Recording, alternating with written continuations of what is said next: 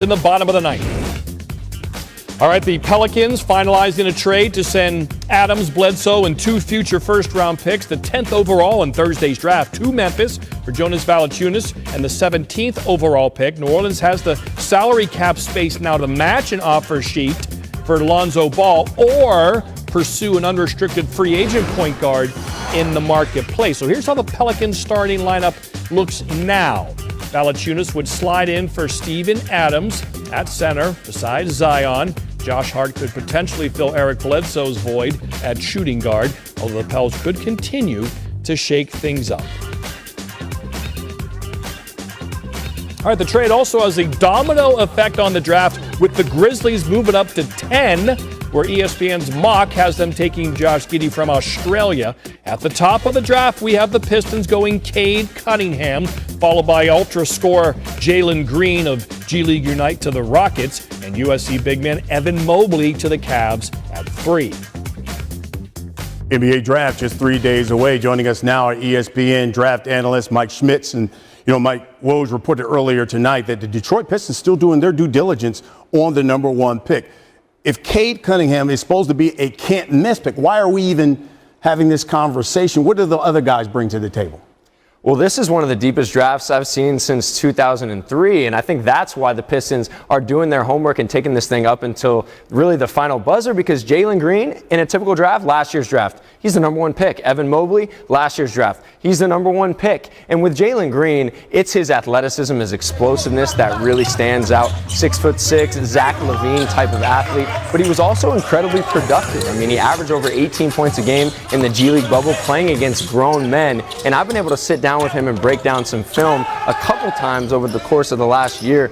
And he's as real as it gets. Like, there's no fake to Jalen Green whatsoever. He'll tell you, I'm the best player in this draft, and I'm coming for heads. Rudy Gobert, I'm going to come try to dunk on you. And I love that mentality that he brings. He's got a star potential. And then Evan Mobley, he's your modern big, right? He's 7 feet tall, incredibly graceful, can step out and switch on the perimeter, puts a lid on the rim, can handle, pass, has a little young Anthony Davis, young Chris Bosh in his game. So 3 studs at the top. I would take Cade Cunningham, but I understand why they're doing their due diligence. All right, always during this time, there are picks who are moving up the draft board, especially in the top 10. Who are they?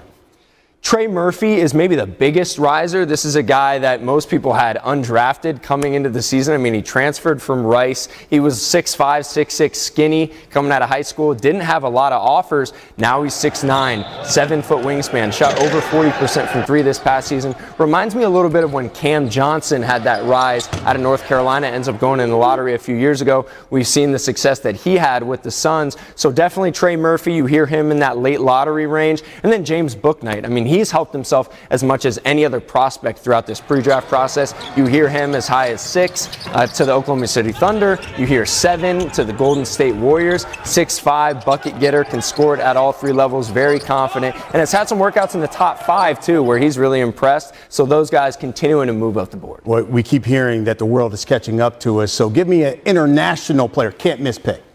Josh Giddey. He's helped himself as well in this pre-draft process because he's been out in Vegas playing with the Australian national team, okay? Still 18 years old, but I watched him with a full practice against Joe Ingles and Matisse Thybulle, playing with Matthew Dellavedova, Aaron Baines, and he was the best passer on the floor. Like, he's a 6'8" point guard. He had 3 triple-doubles over the span of 4 games this past season in Australia, averaged almost a triple-double per 40 minutes. So scouts are talking about him as arguably the best passer in this draft, and I think he has a real chance to go in the top 10. Well, if you look at the last 2 NBA MVPs, Euro players, Nikola Jokic and Giannis. He's our ESPN NBA draft analyst, Mike Schmitz. Thank you. Thanks for having me, man. Football now. Our Adam Schefter is reporting the Packers, Aaron Rodgers, are closing in on an agreement that would convince the NFL MVP to report to camp Tuesday. League sources tell Schefter the Packers would void the final year of Rodgers' contract and agree to review his situation at the end of this season. I think fans are frustrated with the situation. I think it's kind of a pox on both houses, us and Aaron, but I think we've been in constant communication. It's obviously months, and I'm hopeful that we'll have it all resolved. Adam Schefter joins us now on SportsCenter. Adam, if the Packers sign off on this agreement with Rodgers, does he report tomorrow? Will he be a Packer after this season?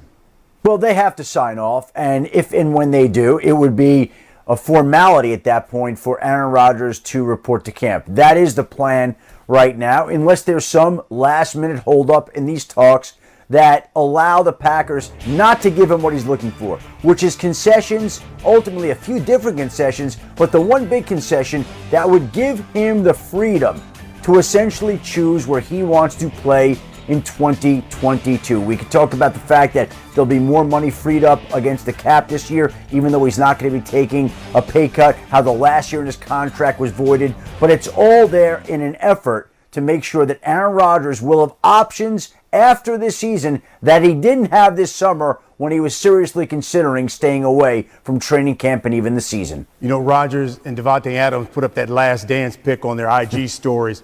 So does this news mean that Adams is open to staying long term? Well, listen, I think everybody's watching Aaron Rodgers to see what happens first and foremost. And they do have a little bit of added cap room, and the Green Bay Packers can choose to do with it what they will. But I think that everyone's going to operate as if this could be the last dance in Green Bay. And I think really they felt like there was a real chance that that was going to be last year, but it's been pushed forward to this year due to the concessions that the Packers now are willing to make that came about this weekend. And because of that, right now it's looking like that, Brian. This very well could be the last dance for Aaron Rodgers and Davante Adams, in Green Bay at least. Quickly, let me get to another big story that you broke was Deshaun Watson reporting to camp. Still wanting a trade, though, with the possible league and legal issues he may face. How much are other teams willing to give up for him? Well, the interesting part here is that the Texans, while they may be willing to listen, haven't really engaged all that much. There's been some peripheral conversations, but nothing extensive so far, so where teams can go ahead and make the offers that they are willing to make for Deshaun Watson, who right now has issues that he's got to grapple with the league's investigation, with the Houston police investigation, with the 22 instances of harassment that are alleged against him. And so there are all sorts of issues, but really trade talks aren't getting started all that much because Houston, for whatever reason, seems to be sitting back and taking its time before it really engages teams in active discussions. Adam Schefter, thank you. Thank you. NBA draft.